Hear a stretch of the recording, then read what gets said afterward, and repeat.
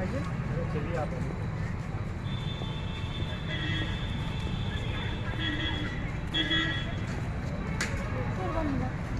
अभी हम लोग चलेंगे, वहाँ बैनर है वहाँ अभी 2 मिनट का लोक सभा करेंगे हम लोग।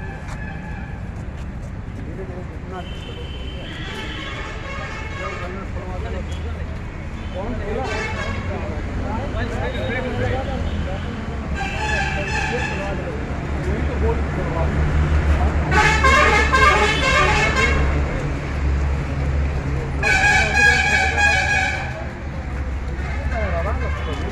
वहीं लगाइए बैनर, वहीं जहाँ था जरा मत है।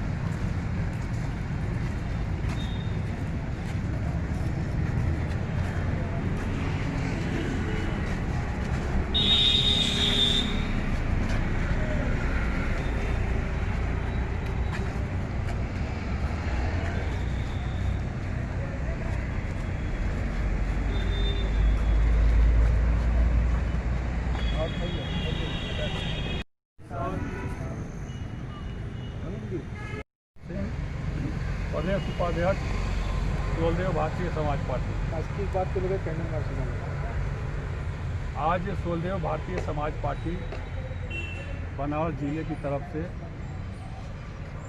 21 दिनों से जो हमारे देश के अन्नदाता किसान दिल्ली के बॉर्डर पर आंदोलन कर रहे हैं, केंद्र सरकार के द्वारा जो काला कानून किसानों के अहित में जो लाया गया है बैकडोर से, उसके खिलाफ जो आंदोलन कर रहे हैं, उस आंदोलन में आज 23 किसान, आज तक 23 किसान भूख और ठंड से मर गए हैं। मरने वाली सब तो कहना नहीं चाहता हूँ, उनकी शहादत हुई है।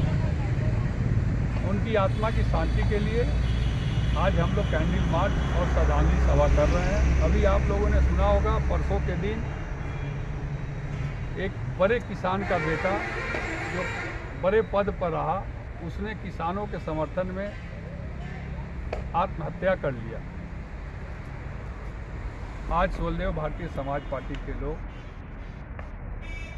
किसानों की आत्मा की शांति के लिए श्रद्धांजलि सभा और कैंडल मार्च हम लोग यहाँ कर रहे हैं। वहाँ से कहाँ से कैंडल निकाला गया?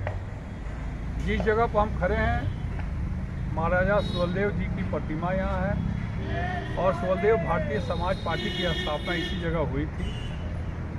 और हम लोग इन्हीं की परिक्रमा, अपने भगवान महाराजा सोलदेव राजभर जी की परिक्रमा करके और 2 मिनट का मौन रखकर मृतक शहीद किसान भाइयों की आत्मा की शांति के लिए यह कार्यक्रम आज हम लोग यहाँ कर रहे हैं।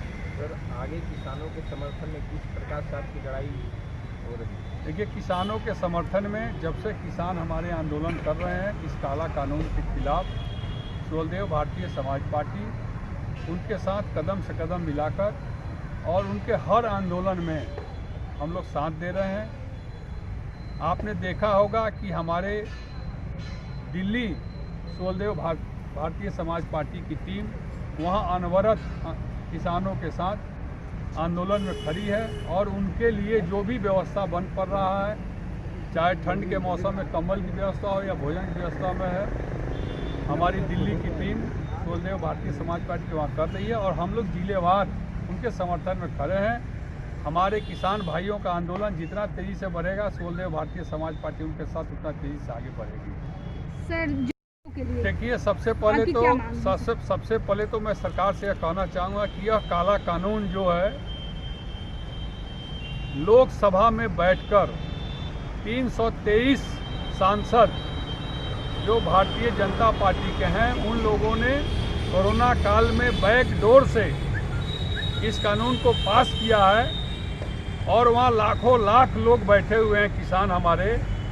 क्या 323 से ज़्यादा पढ़े लिखे लोग वहाँ नहीं हैं? एक एक किसान का बेटा IAS और PCS भी है, इंजीनियर भी है, बड़े बड़े किसान हैं। उन लोगों से ज़्यादा तजुर्बेकार और बुद्धिजीवी वर्ग है।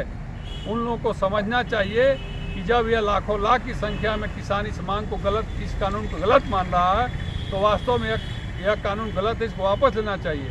और जो हमारे किसान भाई इस आंदोलन में भूख और ठंड से मर गए हैं, मैं सरकार से यह मांग करता हूं कि उनके परिवार को एक नौकरी और 50 लाख रुपये का अनुदान देकर उनकी मृत आत्मा को शांति प्रदान करे।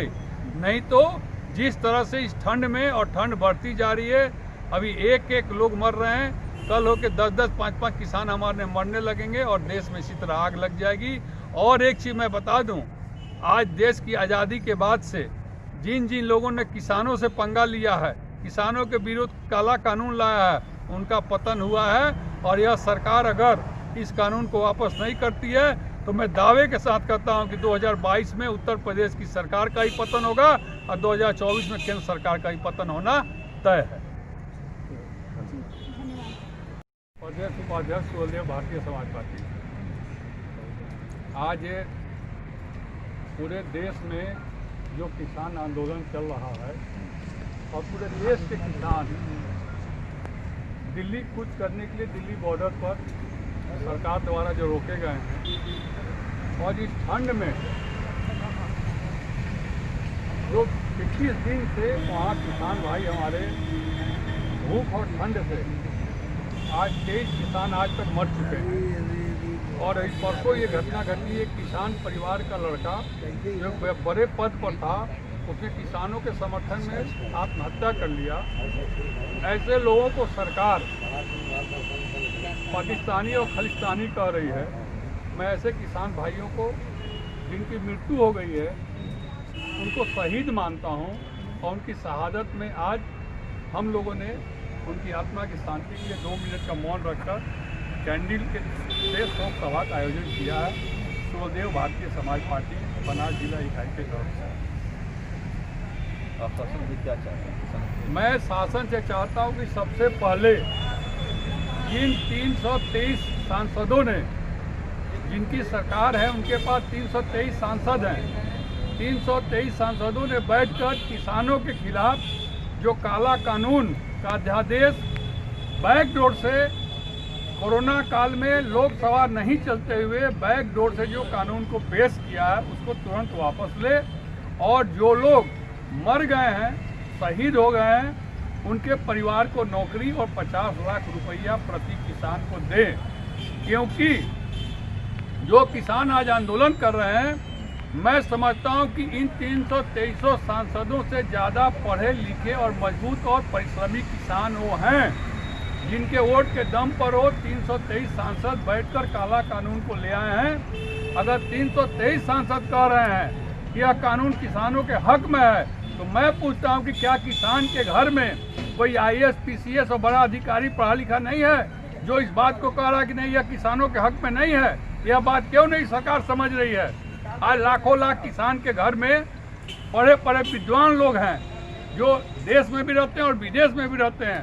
वो लोग कह रहे हैं कि यह कानून किसानों के हित में नहीं है, लेकिन यह 323 सांसद केवल पूंजीपतियों को और मजबूत करने के लिए, अडानी और अंबानी जैसे लोगों को मजबूत करने के लिए और किसानों को पंगु बनाने के लिए उनको कॉन्ट्रैक्ट देकर उनका किसानी का श्रम छीनने के लिए यह कानून लाया गया है। यह बहुत ही निंदनीय है और इस कानून की हम लोग बहुत ज़्यादा निंदा करते हैं और किसानों के साथ सुहेलदेव, भारतीय समाज पार्टी विगत 18 साल से किसानों के हक, अधिकार, हकूक के लिए लड़ती आई है और आगे भी लड़ते रहेंगे।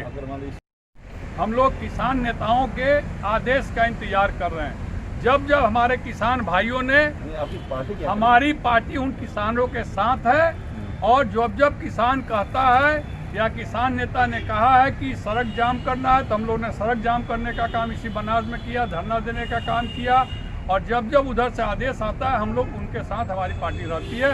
किसान अगर कहेगा कि अनशन में बैठना है तो हम लोग अनशन में बैठने का काम करेंगे, लेकिन इस काला कानून को वापस करा कर ही रहेंगे। एक बात मैं और कहना चाहता हूँ, अभी कुछ दिनों से न्यूज़ समाचार चैनलों पे ये जो बिकाऊ मीडिया है, नेशनल चैनल खासकर, जो अंबानी और अडानी के पैसे पर चल रहा है, इन लोगों ने वहाँ के किसान भाइयों को आतंकवादी तक कहने का काम किया है। और मैं आपको हकीकत बता रहा हूँ, आज़ादी के बाद से आज तक जिन लोगों ने किसानों के साथ धोखा किया, बेईमानी किया, उनका पतन हुआ है और इनका ही पतन होकर रहेगा। इसको कोई माई का लाल रोक नहीं सकता।